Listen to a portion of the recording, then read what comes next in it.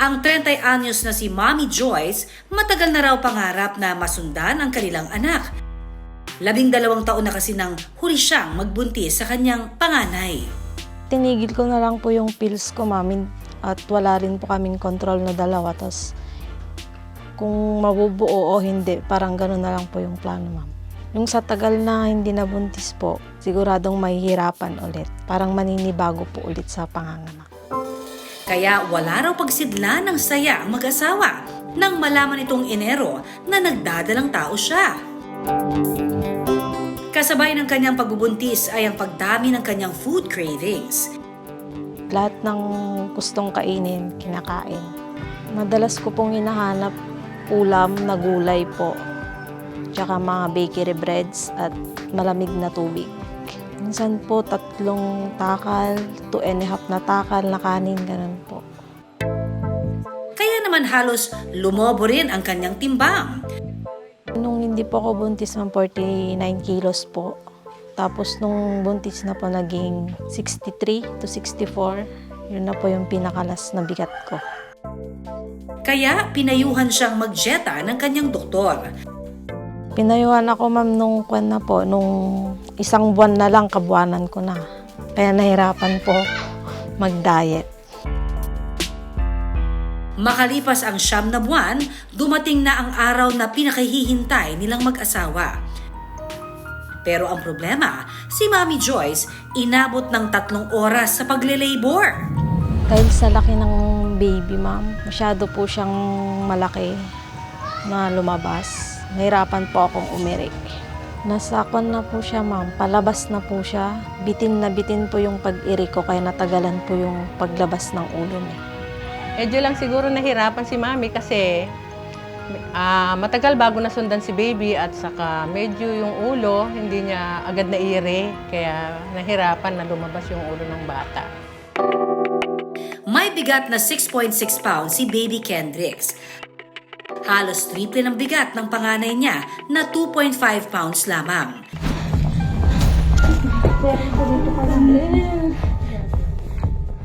Pero ang mas ikinabahala niya nang hindi niya marinig umiyak ang kanyang anak.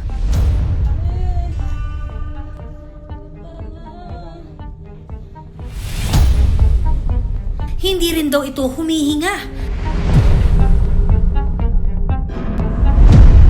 Dahilan para magkulay ube na si Baby Kendricks. Tap mo nga yung likod niya din. Sige. Hindi mo konti, may pressure konti. Ayan.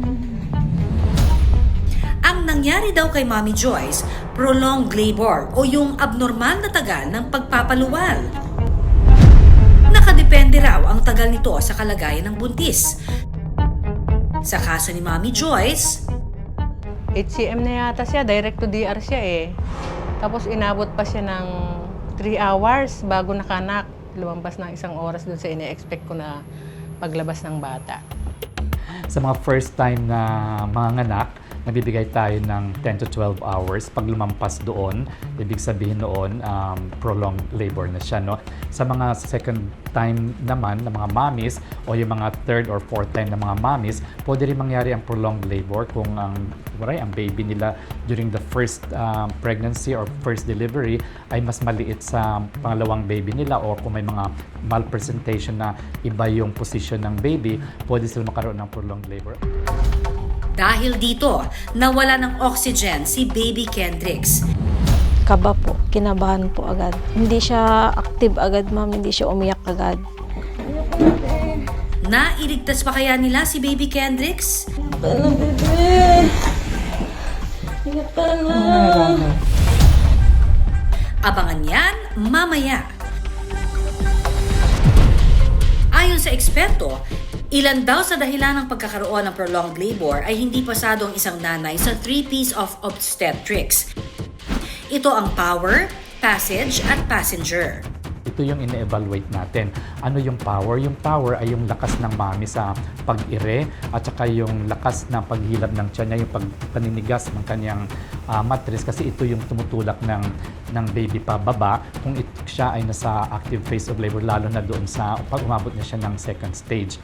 And then we have the passageway. Ang passageway, ito yung tinatawag nating sipit-sipitan ng nanay. So ine-evaluate natin yan kung ito ba ay masikip, ito ba may luag, kasi kung masikip yan ay baka hindi kakasya yung baby, hindi siya bababa, or kahit maluag man siya, kung malaki naman yung baby, baka hindi rin siya lulusot.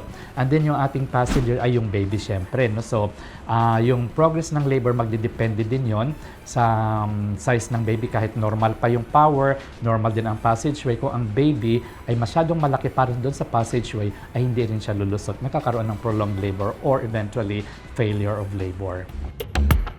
Kapag hindi raw maganda ang kalagayan ng power, passage at passenger, malaki raw ang posibilidad ng prolonged labor.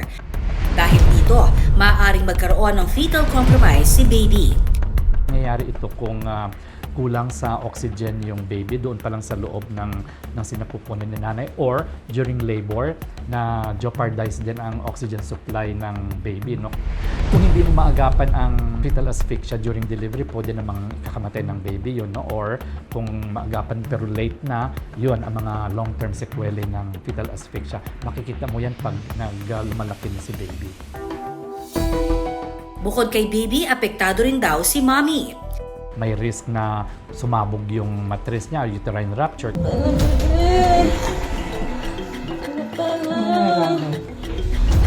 Samantala, dahil unti-unting nagkukulay ubera si baby Kendrix, sinubukang tapikin ng mga nurse at midwife ang likod ni baby.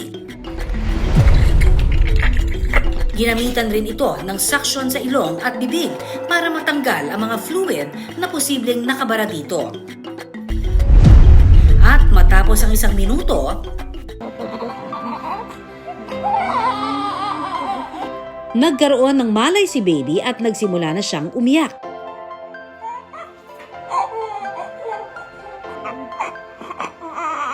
Hirap mo mga anak. Gumaan po yung pakiramdam ko. Nawala po lahat ng sakit. Hello, baby! Welcome to the world, baby! Ayon sa mga eksperto, senyales na healthy si baby kapag umiyak ito agad pagkaluwal.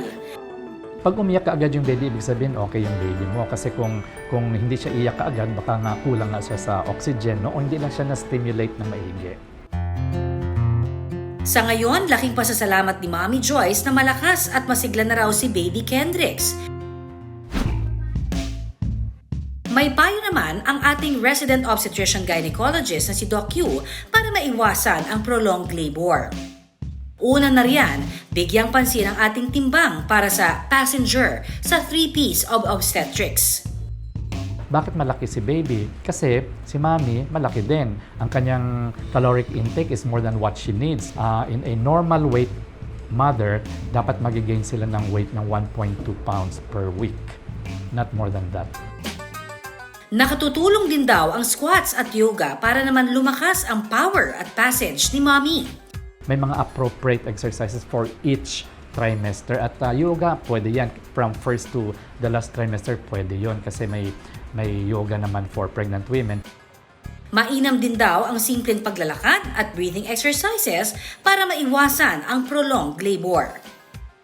Ang exercise kasi makakatulong sa pagkondisyon ng mga muscles ng nanay sa abdomen, kasi kailangan ang magandang muscles din, abdominal muscles, para pag nag-push sila, maganda yung pressure ng pag-push nila, at saka yung mga muscles doon na nagsusurround doon sa pelvic area ay marerelax din, at ito makakatulong during labor.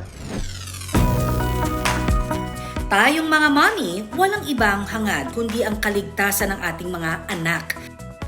Sa mga expectant mothers po dyan, tandaan na dapat laging sinusunod ang payo ng mga doktor.